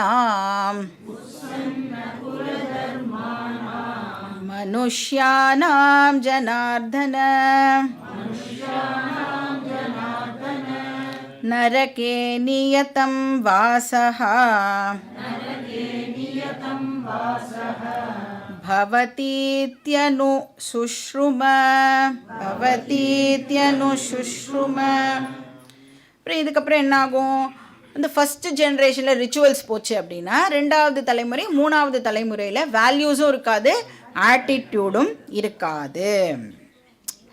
அப்புறம் என்ன கேட்போம், எதுக்கு ஃபேமிலியே தேவையில்லையே, அர்த்தக்காம என்ஜாய் பண்ணுறதுக்கு ஃபேமிலி எதுக்கு அப்படிங்கிற கேள்வி இப்போது வந்துடும். பைசா இருந்தால் போகிறோம், என்ன வேணாலும் நம்மளால் இப்போது இந்த காலத்தில் என்ஜாய் பண்ண முடியும். ஒரு டச் ஆஃப் அ ஃபோனில் வந்து எல்லாமே நம்மளுக்கு கிடைக்கிறது. அப்போ ஃபேமிலி அப்படிங்கிற செட்டப்பே பிரேக் ஆகிடுது அப்படின்னு சொன்னால் இந்த பர்சன் இப்போ இந்த உலகத்தில் யாரை ட்ரஸ்ட் பண்ணி வாழ்வான் இல்லையா? இந்த ட்ரஸ்ட் அப்படிங்கிற விஷயமே வந்து இப்போது இல்லாமல் போயிடும். இப்போ ஃபேமிலியுடைய மெயின் பர்பஸே என்ன அப்படின்னா, என்னுடையவர்கள் அப்படின்னு சொல்லிக்கிறதுக்கு ஒரு 4 பேர், எனக்கு லைஃப்பில் என்ன நடந்தாலும் என்ன ரிஜெக்ட் பண்ணாமல் இருக்கக்கூடிய ஒரு 4 பேர். ஒரு சைக்கலாஜிக்கல் சப்போர்ட்டுக்கு நாம் வந்து நம்ம ஃபேமிலியை வந்து டிபெண்ட் பண்ணுறோம். ஏதாவது ஒன்று ஆயிடுத்து அப்படின்னு சொன்னால் அவள் வந்து நம்மளுக்கு தட்டி கொடுத்து நம்மளை உற்சாகப்படுத்தி நம்மளை மறுபடியும் வந்து எழச் செய்வாள். இப்போ ஹெல்ப் பண்ணுறதுக்கு ஃபேமிலி மெம்பர்ஸ் இருக்கா. ஃபேமிலியே இல்லை அப்படின்னு சொன்னால் இப்போது ட்ரஸ்ட்டு போயிடும், அப்புறம் அன்பு அப்படின்னா என்னன்னு தெரியாமல் போயிடும், சைக்கலாஜிக்கல் செக்யூரிட்டி வந்து போயிடும். இப்போ ஹஸ்பண்ட் அண்ட் ஒய்ஃப் வந்து ஒருத்தர் இப்போது ட்ரஸ்ட் பண்ணாமல் போயிடுவா. இப்போ பெரிய ஃபேமிலியாக இருந்ததுன்னு வச்சுக்கோங்களேன். அதனால் ஜாயிண்ட் ஃபேமிலி வந்து ரொம்ப ரொம்ப அட்வான்டேஜியஸ். இப்போ ஏதாவது அந்த குழந்தை வந்து ஏதாவது தப்பு பண்ணிடுதுன்னு வச்சுக்கோங்க, அந்த வீட்டில் யாராவது ஒருத்தர் தான் அந்த குழந்தைய திட்டுவா. பாக்கி பேர் எல்லாரும் வந்து போனா போகிறது அப்படின்னு சொல்லி இனிமேல் பண்ணக்கூடாது சரியா அப்படின்னு சொல்லி நிறைய பேர் வந்து இனிமேல் பண்ணக்கூடாதுன்னு சொன்னால் அந்த குழந்தை ஓஹோ இனிமேல் நம்ம பண்ணக்கூடாது அப்படிங்கிற விஷயத்தை வந்து உள்வாங்கிக்கும். இப்போ வந்து அப்பா திட்டினா அம்மா கிட்ட ஓடும், அம்மா திட்டினா பாட்டி தாத்தா பெரியம்மா சித்தப்பா எல்லாரும் இருப்பா. எல்லார்கிட்டையும் போய் வந்து அந்த குழந்தை அப்படி ஓடி ஆடி தெரிஞ்சுக்கிறதுனால வேல்யூஸ் வந்து டெஃபினட்டாக அந்த குழந்தையால் இன்னுமே ஸ்ட்ராங்காக வந்து இம்பைப் பண்ண முடியும். இப்போ ஃபேமிலியே இல்லை அப்படின்னு சொன்னால் யாருக்கிட்ட போய் நான் என் கஷ்டத்தை சொல்லுவேன்? யாருக்கிட்ட போய் சொல்கிறது? அதுக்கு தான் சைக்கியாட்ரிஸ்ட் இருக்கான். காசையும் கொடுத்து என்னுடைய கஷ்டத்தையும் நானே போய் அவன்கிட்ட சொல்லி அழுது அப்புறம் வரணும் நான். இப்போ வந்து நீங்கள் யூஎஸ்லலாம் போனேன்னா இது ஒரு பிஸ்னஸ். நீங்கள் உங்களோட டைமை ஸ்பெண்ட் பண்ணுறதுக்கு ரெடியாக இருக்கேள். அவன் என்ன சொன்னாலும் கேட்கறதுக்கு அசராமல் உங்களால் கேட்க முடியும் அப்படின்னா அவன் அழுவான். அவன் பேசுறதை கேட்டால் உங்களுக்கு டாலர்ஸில் பைசாவும் உங்களால் சம்பாதிக்க முடியும். நீங்கள் 1 hour ஸ்பெண்ட் பண்ணேன்னா அவன் $100 உங்களுக்கு கொடுத்துட்டு அவன் கஷ்டத்தை எல்லாம் சொல்லிட்டு போவான். நம்மளும் வந்து எதுவுமே நடக்காத மாதிரி அப்படியே கேட்டுட்டு உங்களால் வர முடியும்னா நீங்கள் டாலர்ஸில் ஆக்சுவலாக இது ஒரு குட் பிஸ்னஸ். ஸோ இப்படி ஒவ்வொரு இண்டிவிஜுவலும் வந்து அஃபெக்ட் ஆகும் பொழுது அது என்டையர் சொசைட்டியையே இப்போது அஃபெக்ட் பண்ணும். மனுஷியானாம் நரகே வாசகா. செத்ததுக்கப்புறம் அவள் போகிற நரகம் இருக்கட்டும் கிருஷ்ணா, இந்த மக்கள் எல்லாரும் வாழும்போதே இப்போவே வந்து நரகத்தில் தான் இருக்கிற மாதிரி, ஃபேமிலி இல்லாமல், அன்பு இல்லாமல், பாசம் இல்லாமல், ட்ரஸ்ட்டு இல்லாமல் எப்படி இருக்கும் அந்த லைஃபு? ஸோ மனுஷியானாம் நரகே வாசகா இதி அனுசுஷ்ரும அப்படின்னு சொல்கிறான். இது வந்து டெஃபினட்டாக நடக்கும் அப்படின்னு வந்து அர்ஜுனன் சொல்கிறான். அதாவது இப்போ என்னுடைய டியூட்டியை நான் ஃபாலோ பண்ணாமல் விட்டுட்டேன்னா, டியூட்டி அப்படின்னு சொன்னால் அந்த ரிச்சுவல்ஸ் போர்ஷனும் இன்க்ளூடட், என்னுடைய ஸ்வதர்மத்தை நான் ஃபாலோ பண்ணாமல் விட்டுட்டேன் அப்படின்னு சொன்னால், இந்த மாதிரி இந்த தர்ப்பணம் பண்ணாமல் விடுறது, ஏதோ ஒரு பழக்க வழக்கத்தை விட்டுடுறது, இந்த மாதிரி நான் வந்து பண்ணாமல் விட்டுட்டேன் அப்படின்னா, இப்போ சத்ரியன் எடுத்துட்டோன்னா சத்ரியனோட டியூட்டி என்னது? மக்களை காப்பாற்றுறது அவனுடைய டியூட்டி. இப்போ டியூட்டியை பண்ணலைன்னா ஒரு பாப்பம் வரும் அப்படின்னு பார்த்தோம். பிரத்யவாய பாப்பம் அப்படின்னு அதுக்கு பேர். அந்த பிரத்யவாய பாப்பம் வந்துடுதுன்னா அவனுக்கு கண்டிப்பாக நரகம் கிடைக்கும் அப்படின்னு வந்து சாஸ்திரம் சொல்கிறது. ஸோ அதனால் இது சுஷ்ரும அப்படின்னு சொல்கிறான். இப்போ வந்து அர்ஜுனனை பார்த்து நாம் கேட்கலாம், சுஷ்ருமன்னு சொன்னால் டெஃபினட்டாக இது நடக்கும் அப்படின்னு அர்த்தம். அப்போ அர்ஜுனனை பார்த்து கேட்கலாம், உனக்கு எப்படி தெரியும் கண்டிப்பாக இது நடக்கும்னு? நீ யாரை பார்த்த? நரகத்துக்கு யாராவது போய் நீ பார்த்துருக்கியா அப்படின்னு நாம் கேள்வி கேட்போன்னு அர்ஜுனன் என்ன சொல்கிறான்? அனுசுஷ்ரும, இந்த மாதிரி என்னுடைய பெரியவாள்லாம் சொல்லி நான் கேட்டிருக்கேன் அப்படின்னு பியூட்டிஃபுல்லாக இங்கே வந்து சொல்கிறான். அடுத்த ஸ்லோகம், ஸ்லோகா நம்பர் 45. அஹோ பதமஹத் பாபம் கர்த்தும் வ்யவசிதா வயம் யத்ராஜ்ய சுகலோபேன ஹந்தும் ஸ்வஜனமுத்யதாஹ.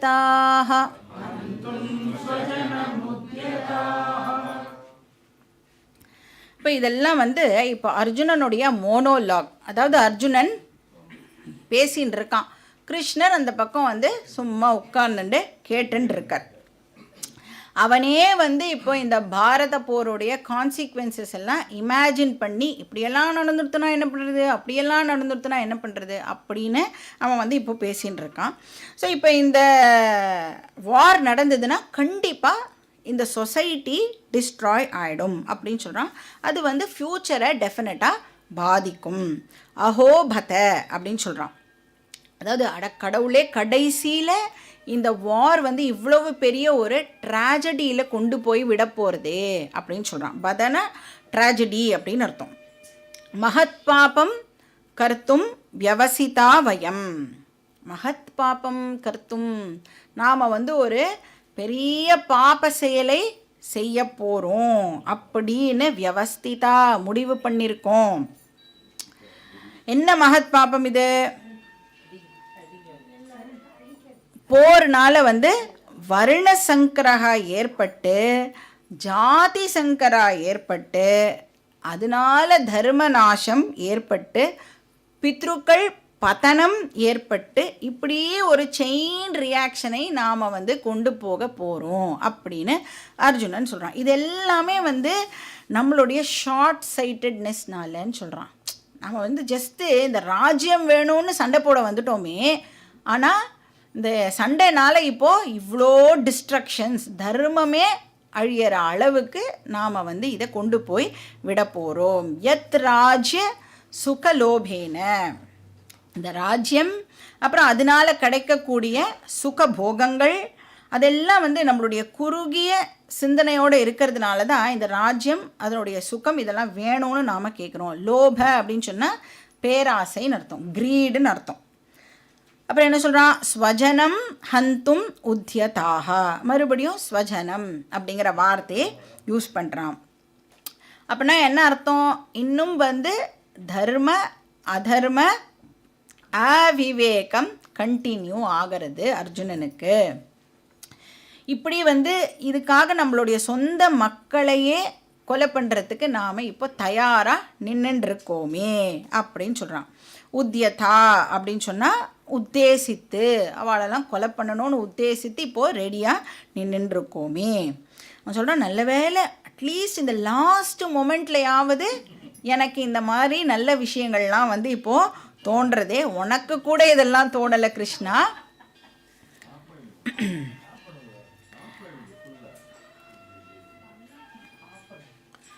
ஸோ லாஸ்ட் மொமெண்ட்டில் இப்படி எனக்கு நல்ல புத்தி ஏற்பட்டுடுதே அப்படின்னு அர்ஜுனன் வந்து அவனையே நினச்சி பெருமைப்பட்டுக்கிறான். அடுத்த ஸ்லோகம், ஸ்லோகா நம்பர் 46. யதி மாம பிரதீகாரம் அசஸ்திரம் சஸ்திரபாணயः தார்தராஷ்டிராரணே ஹன்யுः தன்மே க்ஷேமதரம் பவேத். இப்போ அர்ஜுனன் சொல்கிறான், நான் வந்து டிசைடு பண்ணிட்டேன் அப்படின்னு சொல்கிறான். என்ன டிசைட் பண்ணியிருக்கான்? இந்த கொடுமைக்கெல்லாம் நான் காரணமாகக்கூடாது அப்படின்னு நான் டிசைடு பண்ணிட்டேன். நான் இந்த போரில் சண்டை போட போகிறது இல்லை அப்படின்னு சொல்கிறான். ஆனால் சண்டையெல்லாம் ஆரம்பிக்கிறதுக்கு இப்போது எல்லா சமிக்ஞைகளும் வந்து கொடுத்தாச்சு, சங்கெல்லாம் வந்து எல்லாரும் ஊதியாச்சு. எனி டைம் இப்போ வந்து சண்டை ஆரம்பிச்சிடும். அப்போ என்ன ஆகும்? அந்த சைட்லேருந்து கௌரவா சைட்லேருந்து இப்போ வந்து அம்புலாம் வந்து வர ஆரம்பிக்கும். அப்போ அதை நான் தடுக்க போகிறது இல்லைன்னு சொல்கிறான். அந்த அம்புலாம் வந்ததுன்னா நான் எதுவுமே ரெசிஸ்டெல்லாம் இப்போது பண்ண போகிறது இல்லை. நான் போரில் செத்தா கூட பரவாயில்ல, இந்த அவன் கையில் இருக்குல்ல அந்த காண்டீவம், அதை வந்து நான் யூஸ் பண்ண மாட்டேன் அப்படின்னு சொல்லி அந்த போ அண்ட் ஏரோவை வந்து அவன் பக்கத்தில் எடுத்து வச்சுடுறான். நான் வந்து இந்த சொசைட்டிக்கு எந்த கேயாஸும் வந்து இப்போ ஏற்படுத்த மாட்டேன், சொசைட்டியில் குழப்பம் ஏற்படுத்த நான் காரணமாக இருக்க மாட்டேன் அப்படின்னு சொல்கிறான். ஸோ தார்தராஷ்டிரா ரணே ஹன்யுஹு, ரணேன யுத்த பூமியில் அப்படின்னு அர்த்தம். ஸோ கௌரவாஸ்லாம் வந்து இந்த யுத்த பூமியில் நம்மளெல்லாம் கொலை பண்ணுறதுக்கு இப்போது ட்ரை பண்ணுறா. மாம் அப்ரதீகாரம் அசஸ்திரம், அப்ரதீகாரம்னா நான் எந்த ரெசிஸ்ட்டும் பண்ண மாட்டேன் அப்படின்னு அர்த்தம். அப்போ நான் வந்து என்னுடைய வெப்பன்ஸை வந்து யூஸ் பண்ண போகிறது இல்லை அப்படின்னு சொல்கிறான். எதையுமே நான் யூஸ் பண்ண போகிறது இல்லை. I will not fight back அப்படின்னு சொல்கிறான். ஸோ தத் மே க்ஷேமதரம் பவேத், இதுவே நான் தர்மத்தை நிலைநாட்டுறதுக்கு பண்ணுற சாக்ரிஃபைஸ் அப்படின்னு சொல்கிறோம். என் உயிரையே நான் வந்து இப்போ தர்மத்துக்காக தியாகம் பண்ணுறேன். எப்படி வந்து இப்போ அந்த கட்சிக்காக உண்ணாவிரதெல்லாம் இருப்பாள்ல, அந்த மாதிரி இப்போ அவன் சொல்கிறான், தர்மத்துக்காக நான் வந்து இந்த சொசைட்டியை வந்து அழிவிலிருந்து காப்பாற்றுறதுக்காக I don't mind sacrificing my life. தத்மே க்ஷேமதரம் பவேத், அதையே நான் வந்து என்னோடய லைஃப் போகிறதையே நான் எனக்கு நல்லதாக எடுத்துக்கிறேன் அப்படின்னு சொல்கிறான். அதுதான் எனக்கு நல்லதே பயக்கும் அப்படின்னு சொல்கிறான். அப்போ அர்ஜுனனை வந்து கிருஷ்ணர் இப்போது ரொம்ப நேரம் பேச விட்டுட்டார். ரொம்ப நேரம், எவ்வளோ நேரம்னா கிட்டத்தட்ட ஒரு 15 கிளாஸ் வந்து அர்ஜுனனை வந்து பேச விட்டாச்சு. அவனும் வந்து இப்போ பேசி பேசி டயர்ட் ஆகிட்டான். இப்போ யாராவது சோடா எடுத்துகிட்டு போய் கொடுத்தா ப்ராபப்ளி அவன் வந்து குடிப்பான். அந்த அளவுக்கு அவன் வந்து டயர்டாகிட்டான். பெரிய லெக்சர் கொடுத்துருக்கான். அது நம்மளாம் வந்து நம்ம தெரிஞ்சவா பக்கத்தில் இருக்கிறவாள் கொடுப்போம். அவன் யாருக்கு கொடுத்துருக்கான்? பகவானுக்கே அவன் வந்து ஒரு பெரிய லெக்சர் கொடுத்துருக்கான். அப்போ ஆப்வியஸாக அவன் ரொம்ப ரொம்ப வந்து டயர்டாகிருப்பான். அதனால் வந்து இப்போ அவன் கொஞ்சம் பிரேக் எடுத்துக்கிறான். நம்ம பேசி டயர்ட் ஆனதுனால அவன்கிட்ட என்னெல்லாம் விஷயம் இருக்கோ எல்லாத்தையும் சொல்லி முடிச்சுட்டு அவன் வந்து அவனோட டெசிஷனையும் சொல்லிட்டான். நான் வந்து இப்போது சண்டை போட போகிறது இல்லை அப்படின்னு சொல்லிட்டான். இப்போ அர்ஜுனன் வந்து ஸ்டாப் பண்ணிவிட்டு கிருஷ்ணர் வந்து இப்போ ஏதாவது பேசுவாரா அப்படின்னா இன்னும் கிருஷ்ணர் வந்து பேசவே ஆரம்பிக்கல, வாயே திறக்கலை. இப்போ அர்ஜுனனும் பேசலை, கிருஷ்ணரும் பேசலை அப்படின்னா யார் வந்து பேசுவா? சஞ்சயன். ஸோ ஸ்லோகம் படிக்கலாம். ஸ்லோகா நம்பர் 47. சஞ்சய உவாச்ச ஏவ முக்த்வார்ஜுனः சங்கே ரதோபஸ்த உபாவிஷத் விஸ்ருஜ்ய சசரம் சாபம் சோகசம்விக்ன மானசஹ. இப்போ சஞ்சயன் வந்து ஒரு டிப்பிக்கல் சம்சாரியுடைய உருவகமாக அர்ஜுனன் இருக்கான் அப்படிங்கிறத இந்த ஸ்லோகம் மூலமாக வந்து கன்வே பண்ணுறார். சோக சம்விக்ன மானசகா. இப்போ அர்ஜுனனுடைய மனசு முழுக்க இப்போ எப்படி இருக்கான்னா சோகத்தினால அவன் வந்து அப்படியே மூழ்கி போய் ரொம்ப கஷ்டப்பட்டு இருக்கான், அவஸ்தப்பட்டு இருக்கான் அப்படின்னு சொல்கிறார். துன்பத்தில் அவன் வந்து ஆழ்ந்திருக்கான். சசரம் சாபம் விஸ்ருஜ்ய. சாபம் அப்படின்னா வில்லு, சசரம்னா அம்பு. அது ரெண்டுத்தையும் இப்போ என்ன பண்ணுறான்? வில்லையும் அம்பையும் வந்து விஸ்ருஜ்யனா பக்கத்தில் தூக்கி வச்சுட்டான். அவன் கையில் வச்சுருந்தான் இல்லையா, அது எல்லாத்தையும் தூக்கி இப்போ கீழே வச்சுட்டான். அப்போனா இது எதை வந்து சிம்பிளைஸ் பண்ணுறது அப்படின்னா, ஒரு க்ஷத்ரியனுக்கு அழகே எது? தர்மத்துக்காக போரிடுறது தான் ஒரு க்ஷத்ரியனுக்கு அழகு. தர்மத்தை எஸ்டாப்ளிஷ் பண்ணணும். இப்போ போ அண்ட் ஏரோவை இப்போ கீழே போட்டுட்டான் அப்படின்னு சொன்னால் அர்ஜுனன் அவனுடைய ஸ்வதர்மத்தை விட்டுட்டான் அப்படின்னு அர்த்தமாகிறது. அப்படின்னா என்ன அர்த்தம்? ஹீ இஸ் கன்ஃபியூஸ்ட், அவன் மோகத்தில் இருக்கான். சோக சம்விக்ன மானசகா, இது வந்து ராக அண்ட் சோகாவை வந்து காட்டுற ஒரு சொல்லாக இருக்குது.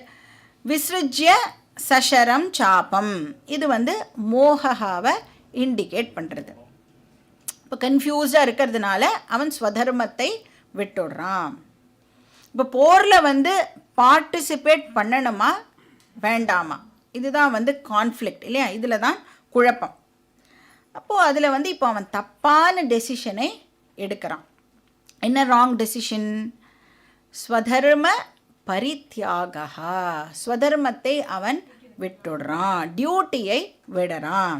டியூட்டியை பண்ணாமல் விட்டுட்டு ஓடுறது, இது எதனால் நடக்கிறது? மோகத்தினால இப்போ இது நடக்கிறது. ஸோ ஏவம் உக்த்வா, இப்படி பேசிட்டு, உக்த்வானா பேசுறது, இப்படி பேசிட்டு அர்ஜுனஹா ரதோபஸ்த உபாவிஷத்து, தேரில் நன்னா உட்காந்துட்டான் அப்படின்னு அர்த்தம். ஏன்னா அவனோட டேர்ன் இப்போது லிசன் பண்ணணும்ல, அதனால் கம்ஃபர்டபுளாக வந்து அவன் இப்போது உட்காந்துக்கிறான். அப்போ அர்ஜுன விஷாத ஆர் அர்ஜுன சம்சாரா அது வந்து இந்த சாப்டரில் ரொம்ப பியூட்டிஃபுல்லாக வந்து டெபிக்ட் பண்ணப்பட்டிருக்கு. இப்போ இந்த குரூஷியல் தருணத்தில் அடுத்தது என்ன ஆகும் அப்படின்னு தெரிஞ்சுக்கணுன்னா நாம் அடுத்த வாரம் தான் வரணும். அதுக்கு முன்னாடி இந்த ஓம் தத் சத்து அது இருக்குல்ல, அதை வந்து நாம் எல்லாருமே சேர்ந்தே சொல்லிடலாமா? ஓம் தத் சத் இதி ஸ்ரீமத் பகவத்கீதாசு உபனிஷத்சு பிரம்ம வித்யாயாம் யோகசாஸ்திரே ஸ்ரீகிருஷ்ணார்ஜுன சம்வாதே அர்ஜுன விஷாத யோகோ நாம பிரதமோத்யாயः.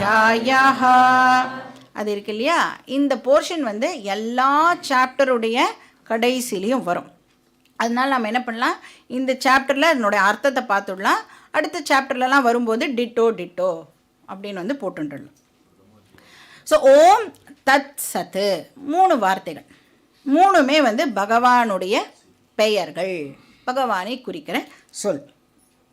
இப்போ பகவானுக்கு தேங்க்ஸ் பண்ணுற விதமாக இந்த 3 வார்த்தைகளை நாம் வந்து உபயோகிக்கிறோம். எதுக்கு பகவானுக்கு வந்து தேங்க்யூ சொல்லணும்? நான் கூட பகவத்கீதாவோட ஃபஸ்ட்டு சாப்டரை முடிச்சிட்டேனே, நானே முடிச்சிட்டேனே, அதுக்கு பகவானுக்கு கண்டிப்பாக நாம் வந்து நன்றி சொல்லியே ஆகணும். அப்போ ஓம் அப்படின்னு சொன்னால் அவதி இதி ஓம், எது ஒன்று நம்மளை பாதுகாக்கிறதோ, யார் நம்மளை பாதுகாக்கிறா? பகவான் தான் பாதுகாக்கிறார். அதனால் பகவானை ஓம் அப்படின்னு சொல்கிறோம். நெக்ஸ்ட் வேர்டு வந்து தத்து. தத் அப்படின்னு சொன்னால் அதுக்கு நிறைய மீனிங்ஸ் இருக்குது. இந்த இடத்துல என்ன மீனிங் வரும் அப்படின்னா, எது நம்மளுடைய சென்ஸ் ஆர்கன்ஸ்னால் கிரகிக்க முடியாதோ அப்படின்னா பரோக்ஷ அப்படின்னு அர்த்தம். இப்போது கண், காது, மூக்கு இதெல்லாம் நம்மளுடைய சென்ஸ் ஆர்கன்ஸ் இல்லையா, இதனாலலாம் பகவானை கிரகிச்சிட முடியுமானா பகவானை கிரகிக்க முடியாது. அப்பேற்பட்டவர் அந்த பகவான்.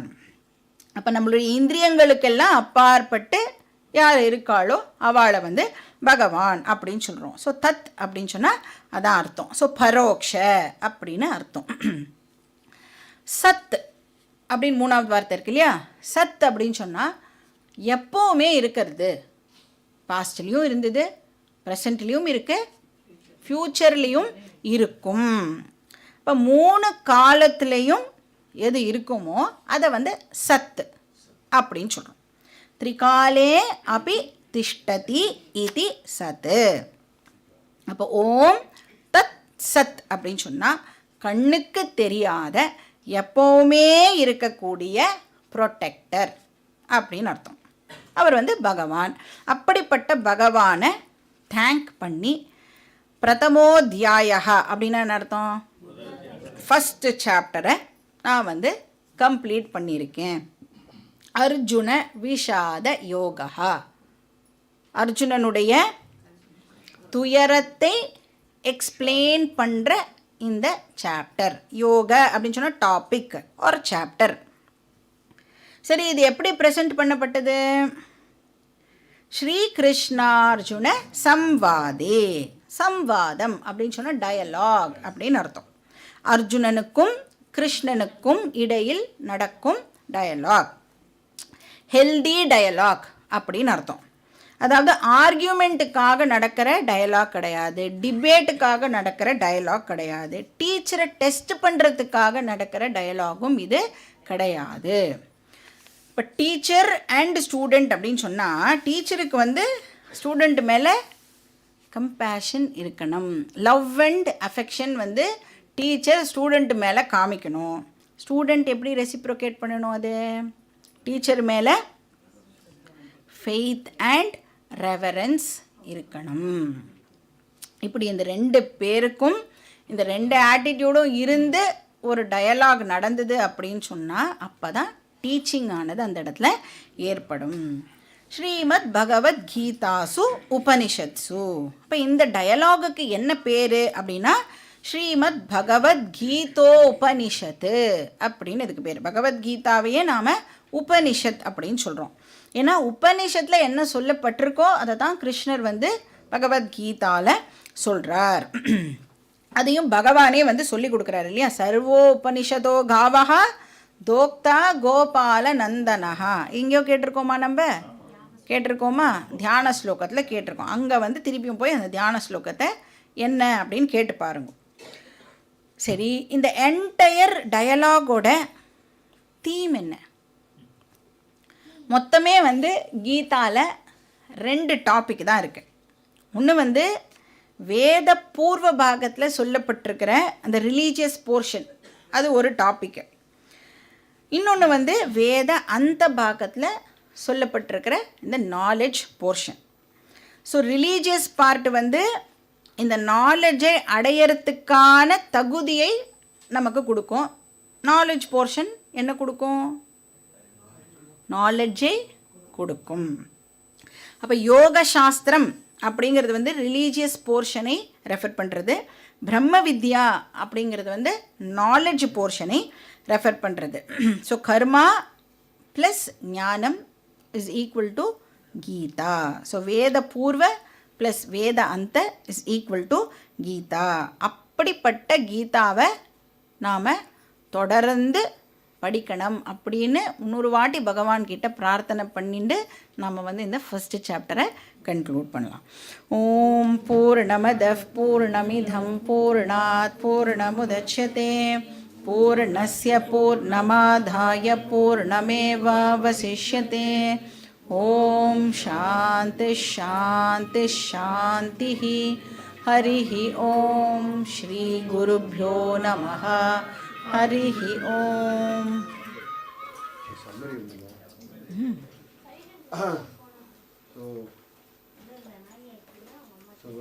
சக்ஸஸ்ஃபுல்லாக ஃபர்ஸ்ட் சாப்டர் கேட்டோம். கொஞ்ச நாள் முன்னாடி ஒருத்தர் ஃப்ரெண்டு கீதாவை பற்றி கிளாஸ் கூப்பிட்டு இருந்தேன், ஏதோ பேசினேன். அப்போ சொன்னார், அதாவது கன்ஃபியூஸ்டு சோல் அர்ஜுனனுக்கு டாக்டிக்கல் வே கிருஷ்ணர் சொல்லித்தரார் அப்படின்னு. இப்போ நம்ம படித்ததில் கன்ஃபியூஸ்டு சோலுக்கு அர்ஜுனனா இல்லை கன்ஃபியூஸ்டு சோல் நம்மளா? How much relevance we have இல்லையா?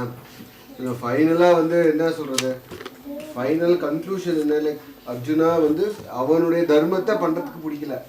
That is the main problem. So நமக்கு each one of us calculate இது பண்ணி பார்த்தோம்னா நம்ம இன்றைக்கி பண்ணுற வேலை நமக்கு எப்போதுமே பிடிக்காமல் இருக்குது. சம்வேர் சம்மோட். அதாவது வேலை பண்ணுறவளுக்கு ரிட்டையர் ஆகணும் போல இருக்குது, ரிட்டையர் ஆனவளுக்கு வேலை பண்ணணும் போல இருக்குது, படிக்கிறவளுக்கு வேலை பண்ணணும் போல இருக்குது.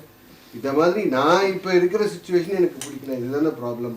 So that is what Arjuna is also having. அதுதான் நமக்கும் இருக்குது. ஸோ நான் முன்னாடியே சொன்ன மாதிரி ஃபஸ்ட்டு 15-20 கிளாஸஸ் வந்தேன்னா நமக்கு சம்சாரம் புரியும், அதுக்கப்புறமா அதுக்கு ரெமெடி புரியும்னு சொல்லியிருந்தோம். ஸோ நீங்கள் கண்டினியூ பண்ணலாம், இது எல்லாமே புரியும். இது ஒரு பார்ட்டு. அப்புறம் இப்போ சொன்னா இல்லையா, ஓம் தத் சத்து திரிகாலே அப்பி திஷ்டதி சத்து இதெல்லாம் சொல்கிறா இல்லையா, இதெல்லாம் ஒன்றுமே ஃபாஸ்ட்டாக நம்ம கற்றுக்கலாம் அப்படின்னா அதுக்கு தான் நான் சொன்னேன். சண்டே மார்னிங் கிளாஸஸ் இருக்குது கோம்பேட்லன்னு சொல்லி அட்ரஸ் கொடுத்துருந்தேன். ஸோ அதுக்கு இங்கேருந்து எத்தனை பேர், ஐ திங்க் 4-5 பேர் தான் வந்தேன்னு நினைக்கிறேன். அடுத்த வாரத்துலேயும் ட்ரை பண்ணுவோம். அது ஒரு 10-15 கிளாஸ் தான். அது ஒரு பெரிய பேஸ் கொடுக்கும். Second chapter, third chapter, fourth chapter படிக்கிறதுக்கெலாம் பெரிய பேஸ் கொடுக்கும். அதனால் try to attend Sunday morning classes at Chromepet. சரியா? அடுத்த வாரம் summary of the first chapter இருக்கும்.